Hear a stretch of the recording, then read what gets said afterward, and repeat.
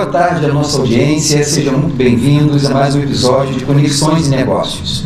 Hoje vamos mergulhar na parte técnica e estratégica que sustenta o desenvolvimento do nosso Estado. Recebemos aqui o presidente do IEA, o Dr. Bernardo Cardoso. Vamos conversar sobre como o Instituto Estadual de Engenharia e Arquitetura garante a viabilidade dos grandes projetos que estão transformando o Rio e, claro, a nossa Duque de Caxias. Dr. Bernardo, muito obrigado e seja muito bem-vindo ao nosso programa. Olá, Antônio. Olá a todos. Boa tarde. Sou Bernardo Cardoso, tá? Eu sou engenheiro, sou arquiteto, tá? Hoje estou representando o Instituto de Engenharia e Arquitetura do Rio de Janeiro, tá? Nós estamos vinculados à Secretaria de Infraestruturas e Obras, que está à frente o nosso secretário Luan Andrade, tá?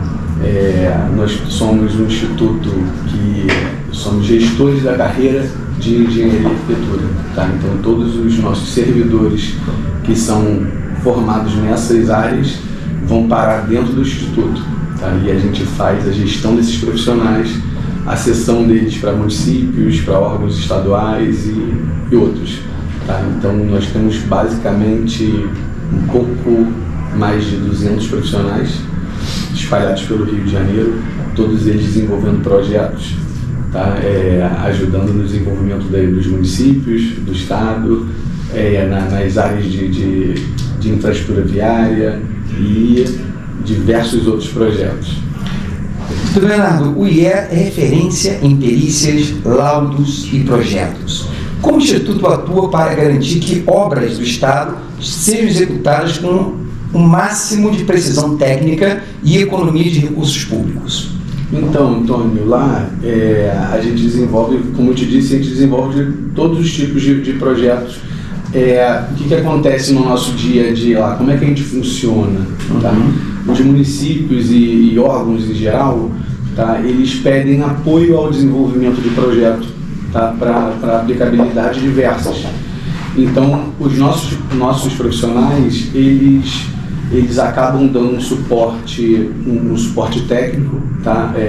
Então você falou de laudos, perícias e tudo mais, desde as perícias até mesmo projetos desde o início, né? Tipo, desde topografia, sondagem, até o desenvolvimento final, tá? A entrega. A gente não realiza obras, tá? A gente só desenvolve projetos. Tá? Muito importante deixar isso bem claro, né? O pessoal está nos ouvindo. Porque o pessoal acaba falando, engenharia e arquitetura, você faz de tudo? Não, a gente só faz apoio, a gente faz como se fosse uma consultoria, tá? Assim como o desenvolvimento de projetos em geral, tá? Eu queria também saber um pouco, doutor Bernardo, com essa sinergia com a Secretaria, né? Porque o Instituto é um órgão independente, né? Como é um trabalho conjunto com a Secretaria para que a infraestrutura do Rio ela ganhe agilidade sem abrir mão, né, do rigor normativo que o IEA exige? Então, a gente lá no Instituto, a gente tende a buscar capacitação, tá? Para a gente poder ter uma velocidade grande de projeto, né? E nos últimos anos a gente tem tentado capacitar todos os nossos profissionais, inclusive envolvendo os profissionais que estão locados em municípios. Tá? Então a gente às vezes abre uma chamada de a gente vai fazer uma aplicação de um curso determinado para que todo mundo esteja na mesma página e evolução de projetos. Tá? Hoje você sabe que tem muitas tecnologias, né?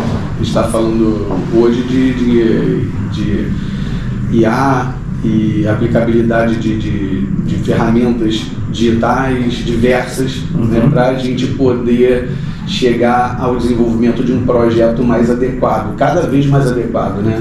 Então, hoje existe ferramenta de desenvolvimento de projeto que me dá análise de entorno baseado em Google Maps, baseado em outras ferramentas de tecnologia que vai ajustar o meu projeto cada vez mais para uma realidade adequada, entendeu? Então, os erros que eu tinha antigamente, que eu poderia cometer mesmo que não propositalmente, né?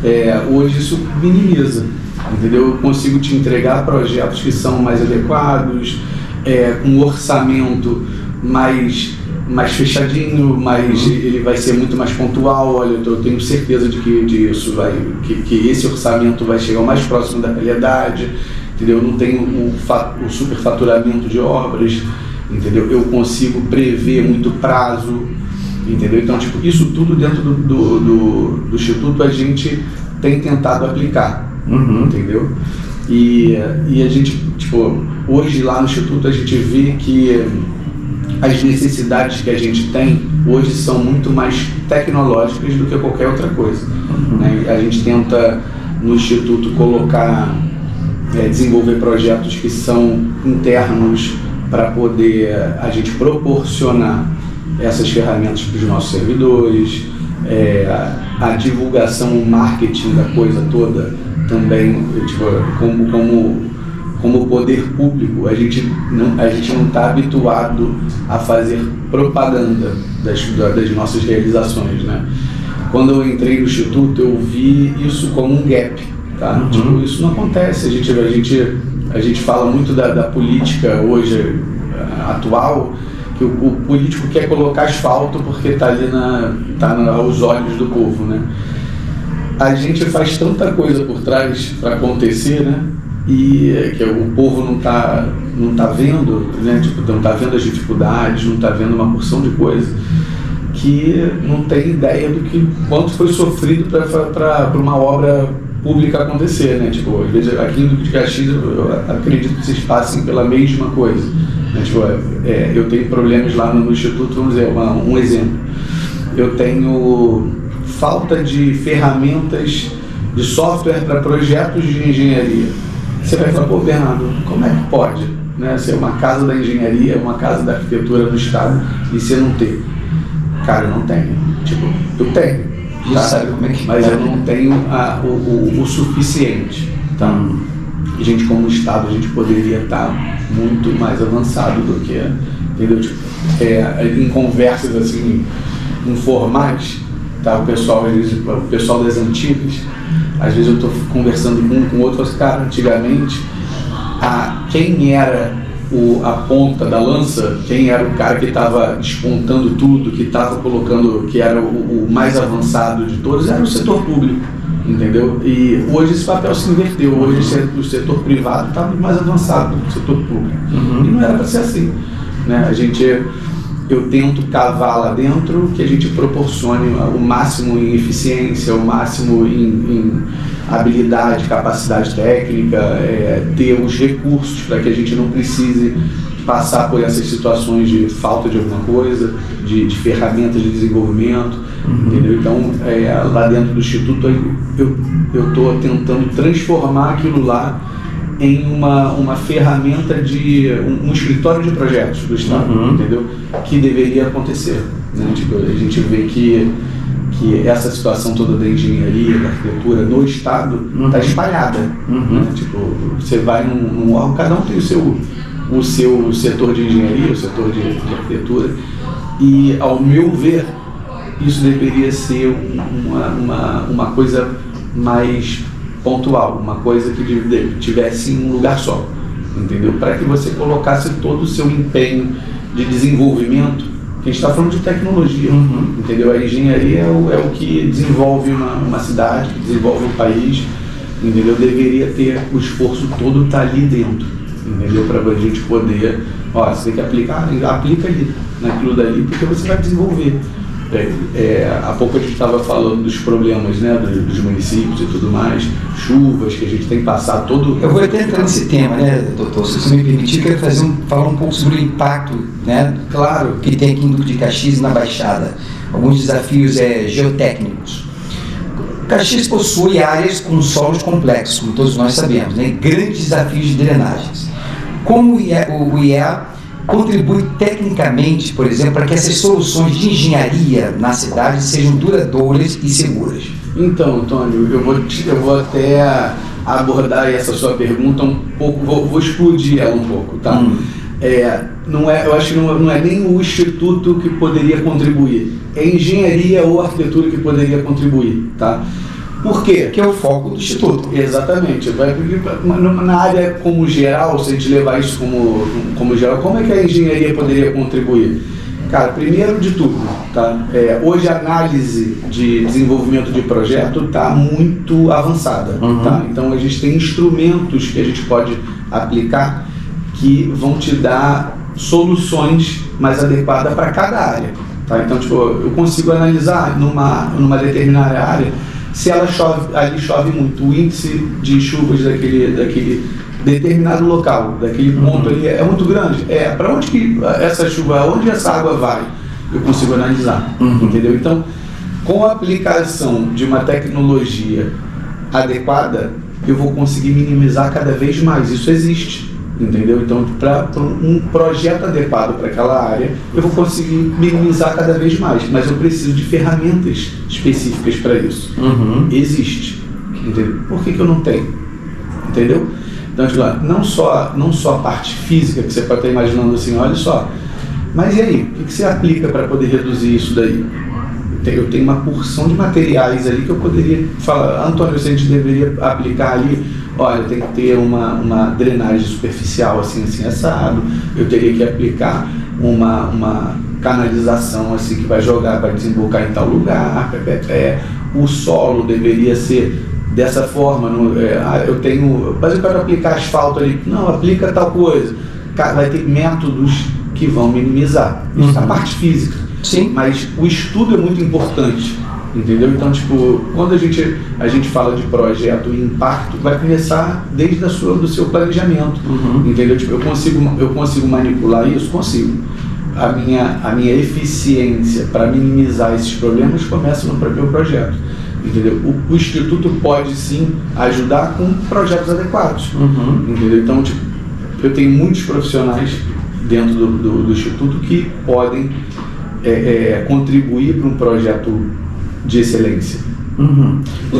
Doutor, você tem focado muito nessa questão da atualização e da modernização do Instituto, né? Como o uso dessas novas tecnologias, como por exemplo o sistema BIM, que o senhor tem impulsionado, pode acelerar as obras em polos industriais e logísticos como os que nós temos aqui em Caxias. Sim, a aplicação do BIM ela é muito atual.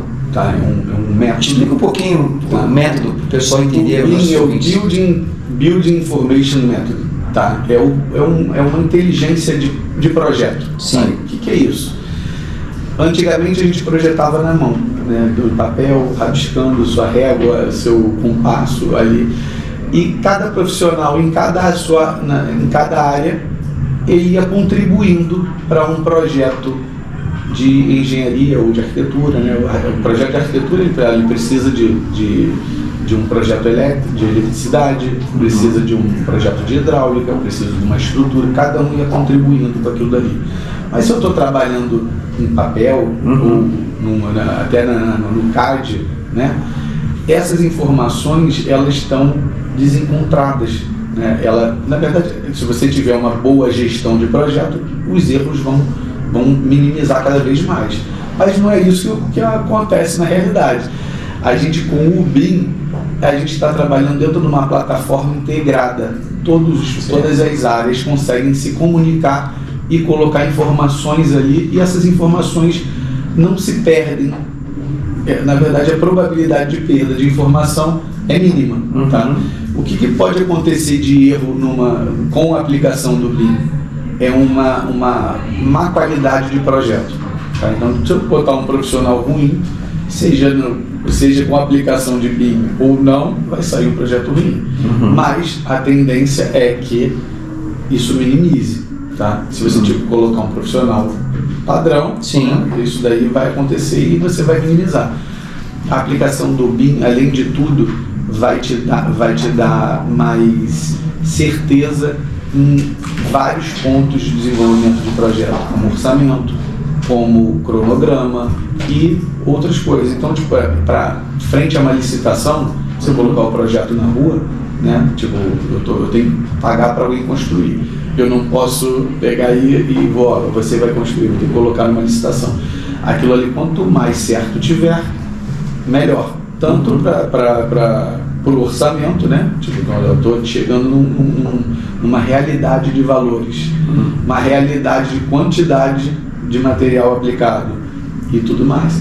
Então, a aplicação do BIM veio e é muito atual. Sim. O que está acontecendo além disso? A inteligência artificial. Tá? Então, isso eu acredito, tá? Isso é uma ótica minha. Sim. Tá? Que a inteligência artificial, em breve, se ela não for acoplada à metodologia, tá? Sim. Essa gama de programas que são utilizados, a metodologia BIM vai acabar ficando ultrapassada, porque a gente vai fazer um negócio mais automático, vai colocar um prompt, preciso que se calcule isso, leve em consideração aquilo outro, haja dentro da lei tal e tal, que você vai colocar todas as premissas ali dentro, e isso vai acabar ficando ultrapassado. Mas hoje é o que a gente usa. Sim. E está pregonizado dentro da nova lei de licitações, que a gente deve fazer prioritariamente com a metodologia BIM.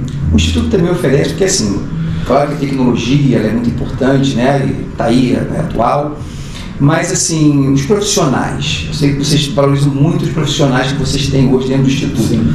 Vocês dão formação a esses profissionais, vocês apoiam os municípios também, né, com conhecimento, com formação? Com certeza. Como é que funciona isso, doutor? Então, hoje os nossos profissionais são profissionais super capacitados, tá? Eles todos têm uma expertise de anos dentro do Estado, tá? A maioria tem entre 50 e 60 anos, tá? E então tem muitos prestes a se aposentar, tá? Mas mesmo assim a gente capacita todo mundo, tá? Até porque as pessoas, os mais novos precisam da expertise dos mais velhos, né?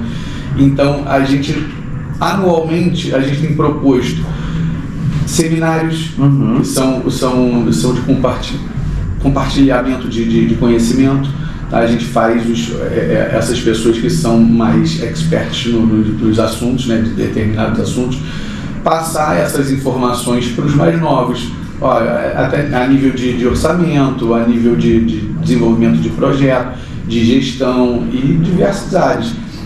A gente está tentando implementar dentro do Instituto uma escola de capacitação, muito bom, tá?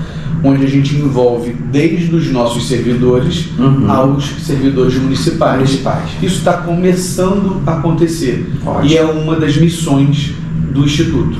Tá? Então, é devagar, é um instituto que não tem um grande orçamento, nem nada, então a gente é uma luta para essas coisas acontecerem. Esses benefícios, essas coisas todas, são coisas que são duras para a gente briga todo dia para que, preciso de estrutura física para poder colocar esses profissionais dentro de sala de aula, eu preciso que os próprios queiram participar, né? Até porque cada um tem o seu dia a dia ali, e muitas vezes, não posso porque eu tenho a responsabilidade com isso, com aquilo outro, e não está presente. Então é uma cultura que está sendo implementada. Entendeu? Muito bom. Eu quero focar agora um pouco essa pergunta na segurança jurídica, doutor. Para o empresário que investe, por exemplo, aqui na Baixada Fluminense, qual a importância de ter um instituto de engenharia forte, né, validando as intervenções urbanas ao redor de suas plantas industriais? Então, pro empresário que está entrando no ramo de uma construção, tá?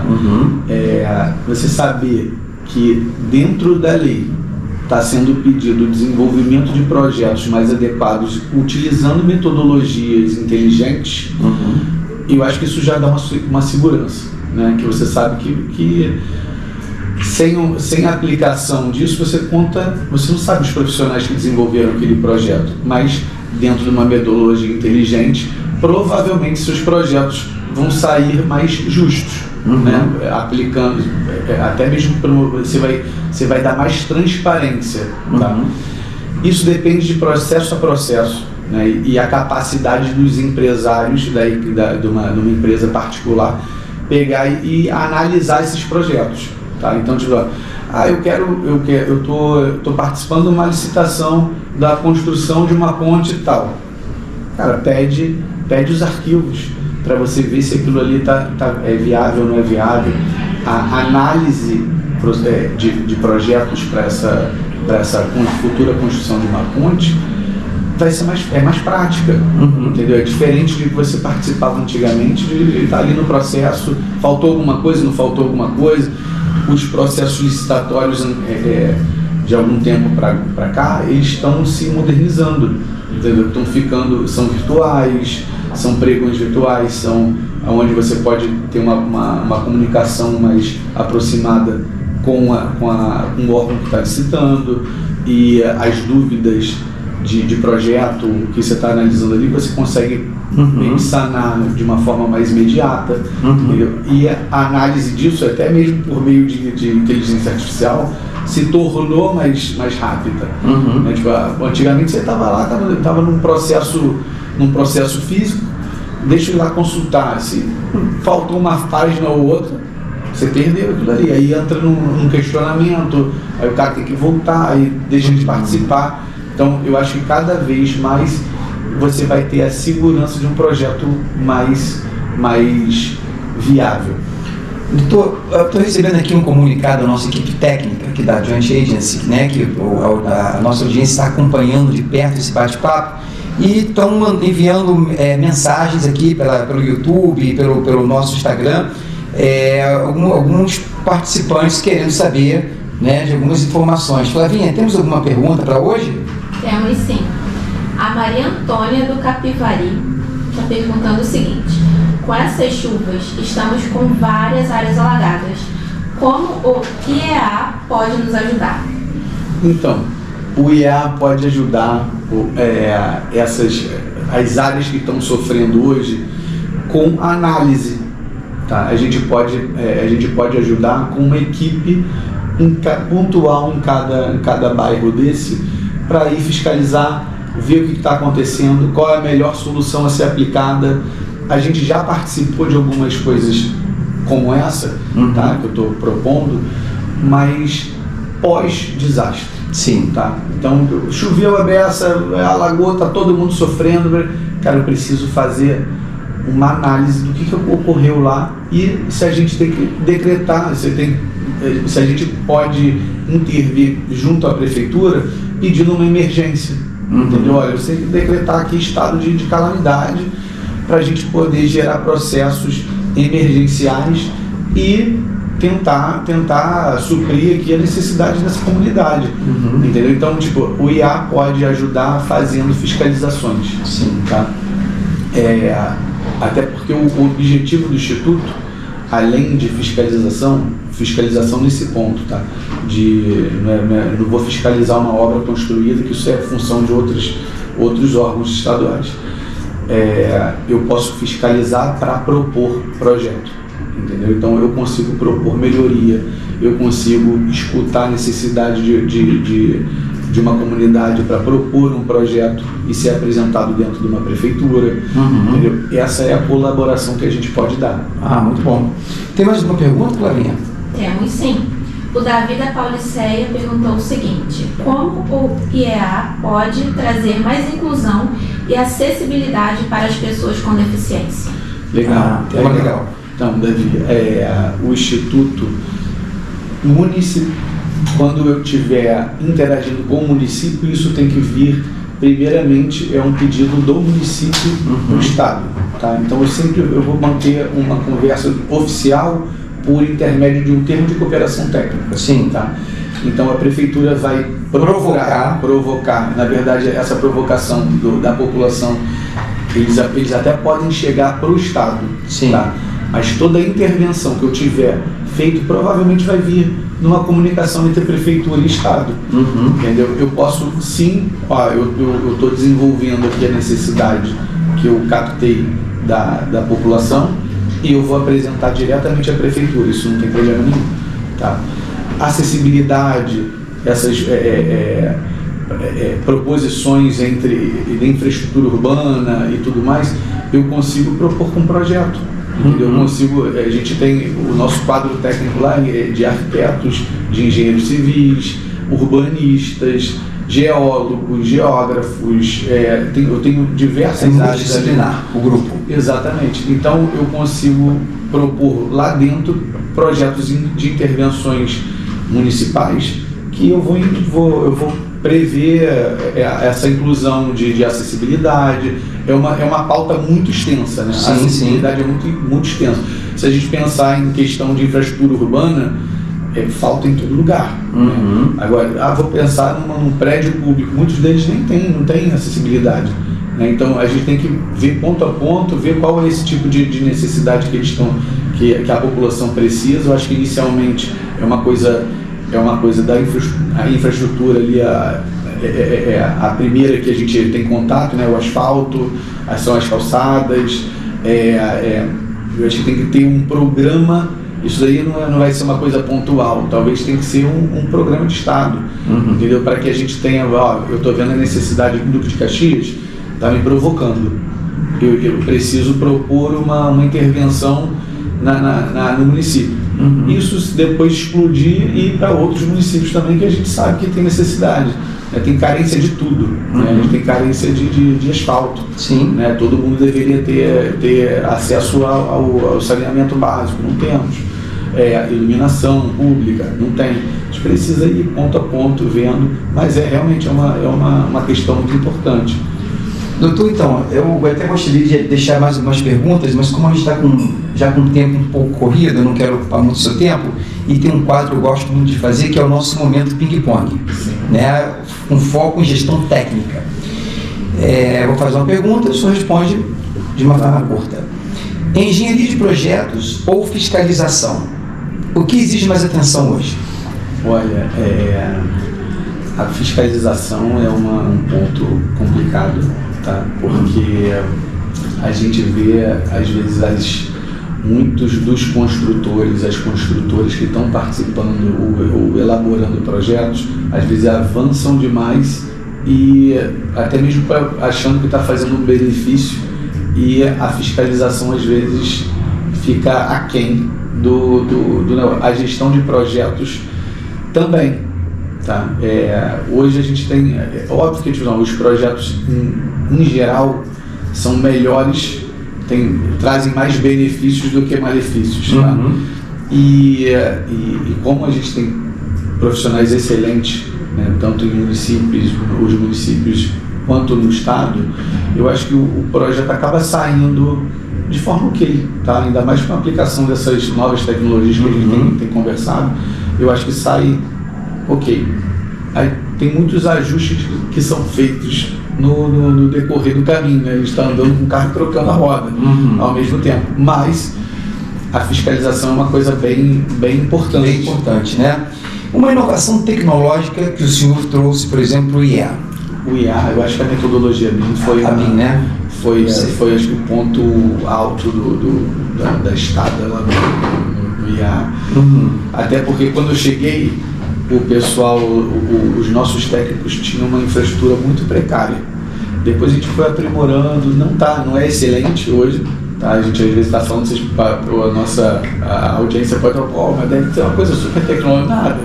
É um escritório de projeto comum, mas já evoluiu muito, entendeu? A gente trouxe muita coisa boa para o estado, a gente conseguiu trazer muitos projetos interessantes, como a gente trouxe novos terminais de ônibus, a gente estava falando da Casa do Autista, a gente desenvolveu projetos padrões onde os municípios podem chegar no Instituto e ver projetos que já estão ali na nossa manga, que vai sofrer uma alteração ou outra. Então, esse tipo de alteração, de desenvolvimento institucional, eu acho que foi o ponto alto, sabe? De você ter projetos que podem ser aplicados em todos os lugares, todo mundo tem a mesma necessidade, e a gente não via o porquê não ter dentro da casa projetos para serem aplicados de uma vez só. O maior desafio técnico em obras na Baixada Fluminense? Desafio técnico do desenvolvimento de projetos aqui?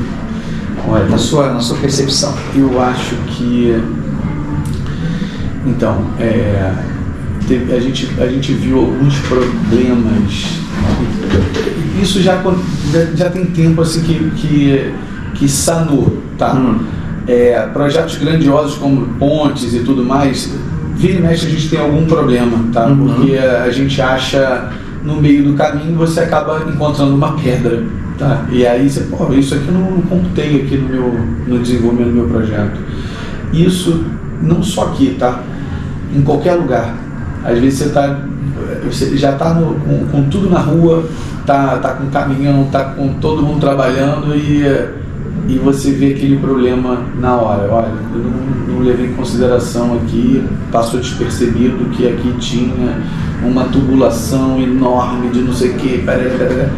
Isso atrasa em qualquer lugar, tá? Então eu acho que a burocracia é uma coisa também, né? Tipo, a gente teve um problema em Búzios, a gente desenvolveu uma estrada que era secundária e no meio do caminho encontramos uma pedra de verdade, tá?